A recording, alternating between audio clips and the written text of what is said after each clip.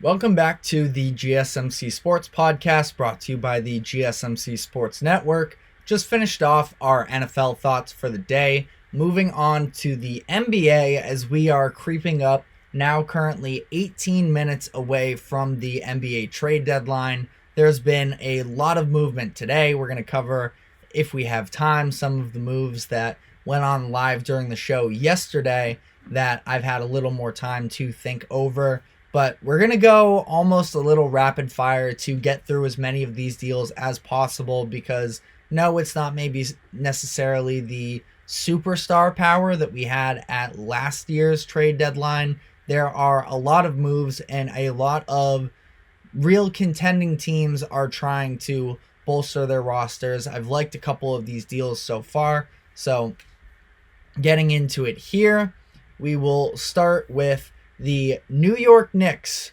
who made a deal with the Detroit Pistons. They acquired Bojan Bogdanovic and Alec Burks from the Pistons. The Knicks were sort of been talking about trying to move the Evan Fournier contract. Fournier has a just about $19 million contract with a player option or a team option for next season. So essentially an expiring contract, and they had been trying to use that cap space to be able to match it with another significant contributing player. They end up going with Bogdanovic, who I think is a great player. I've been talking about him on the show these past few days about how he can definitely help contribute to a contender, and now he gets this chance as the Knicks definitely get better from this move.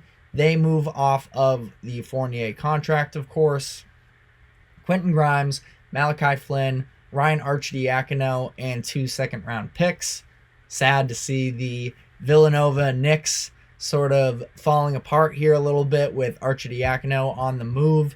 But other than that, this is a very good move for the Knicks, in my opinion. You know, they had sort of been struggling with depth, specifically at the guard position. Now, Quentin Grimes and Deuce McBride have both been playing very good basketball for them, but I think that Alec Burks can come off the bench, and I mean, he had a great night last night. He scored 20-plus points in the Pistons' surprising win on the road against the Sacramento Kings, so not a bad move.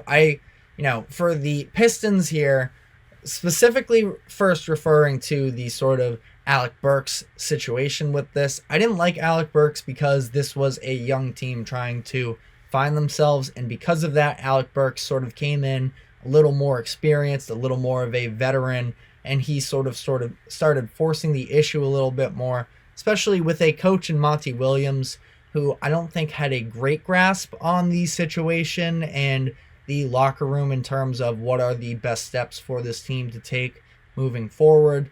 Really stunted those Jaden Ivey minutes early in the year, and Jaden Ivey with a career high last night. We're not doing a Pistons segment right now, but I think that, Burks coming off the bench for the Knicks is a nice addition just to supply some bench scoring, and this is obviously a very good defensive team with the Knicks. Bogdanovic, he's not necessarily an elite defender, but he's got tons of size, and he's got that shot making that, we've sort of seen so far this season in times where it is just Jalen Brunson.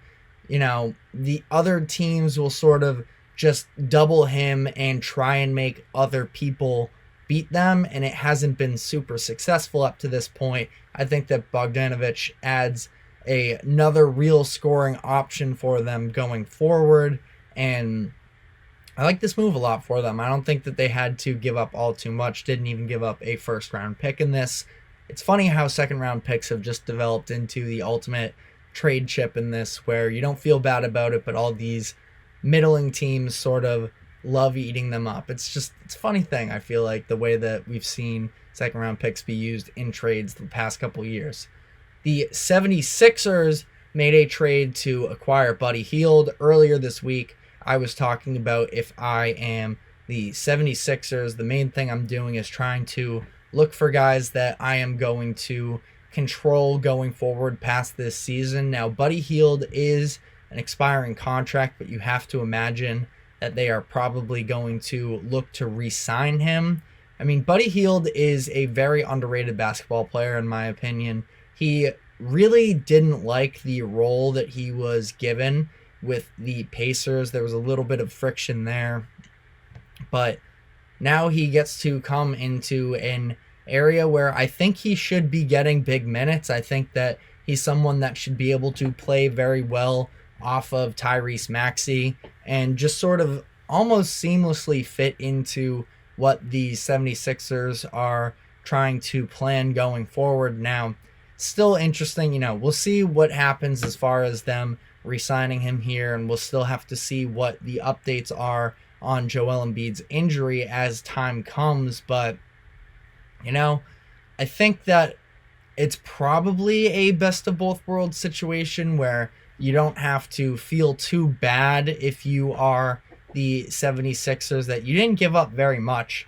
It was Marcus Morris, Furkan Korkmaz, and 3 second-round picks. Here we go with those second-round picks again. But, it was pretty minimal. Korkmaz and Marcus Morris were both expiring contracts themselves as well. You don't really care about those second-round picks if you are Philly. So, able to move on from all of that, get a player that should help to contributing now, whether that is this season or next. Again, I assume they're going to be looking to re-sign him to a contract, but we will keep you updated on that. The Suns made a trade that I really liked, actually. They went through with a 3-team deal with the Brooklyn Nets and the Memphis Grizzlies. They bring in Royce O'Neal and David Roddy.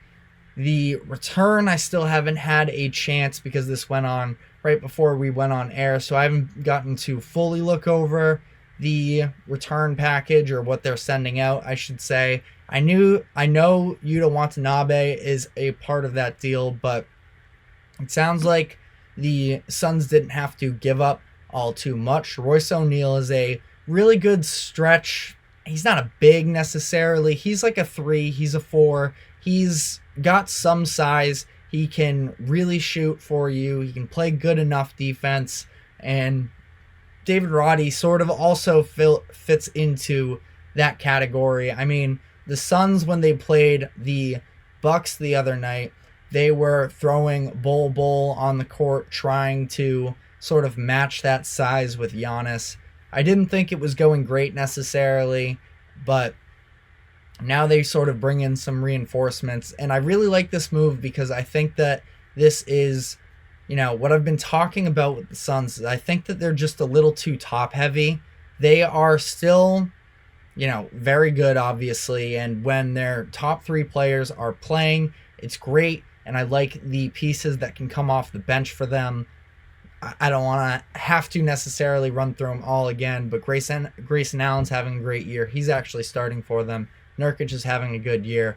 But then they have guys coming off the bench like Eric Gordon, Chimezie Metu, Keita Bates-Diop, Josh Okogie. Like, these are good enough guys that can get in a rotation for you. But if you have to ask them to play starter minutes, it gets a lot more iffy.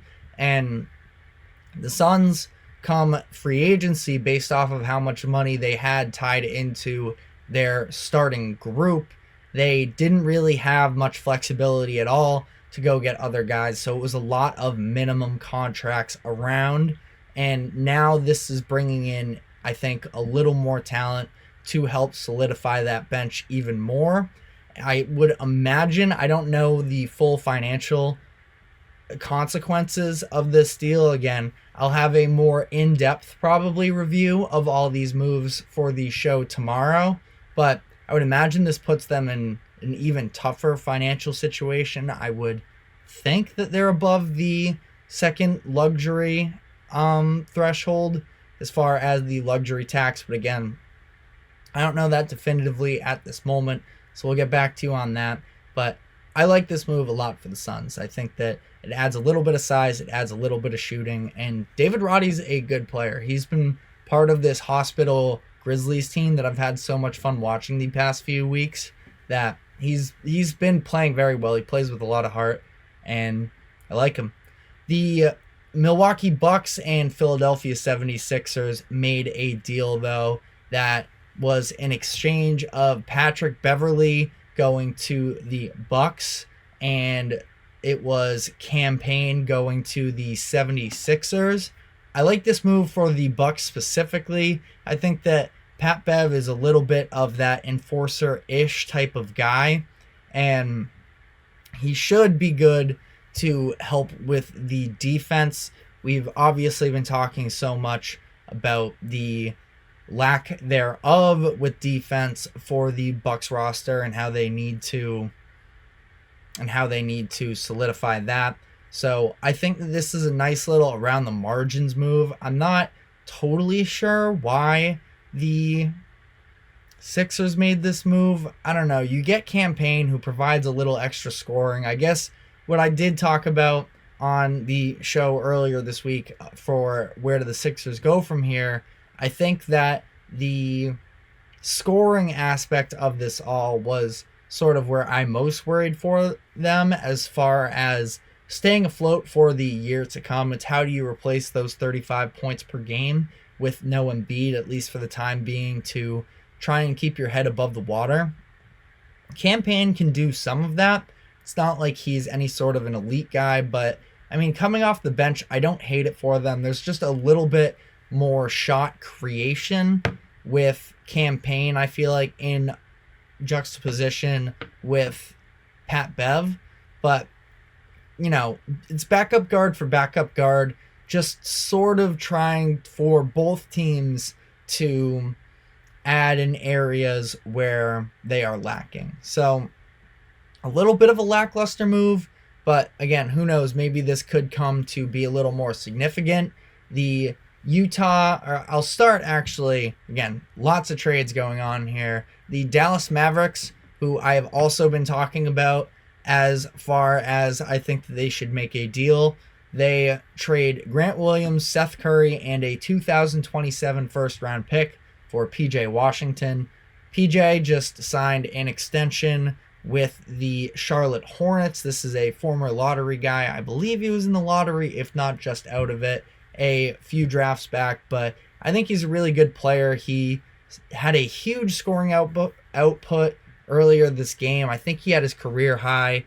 I'll check that as we go on the fly here, but you know, one way or another, he has been a very solid two-way player for them. He can stretch the ball. He's got, again, he looks almost a lot to fill the role of what Grant Williams was supposed to do for them, but Grant had really been falling off from behind the three-point line recently, and he's a good energy guy. He seems to be a good locker room guy. He at least was with the Celtics, but I think that the Mavs are looking for a little more serious.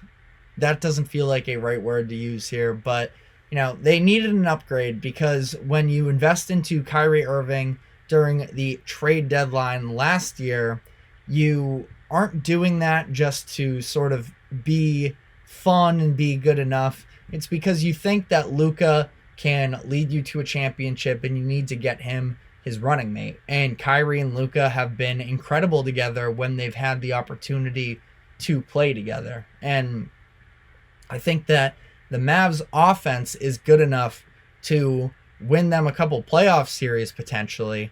But first off, they have to climb back into that race a little more. They're currently in the play-in tournament, I believe, but it also goes beyond just, again, being a fun potential playoff team. They are looking to win.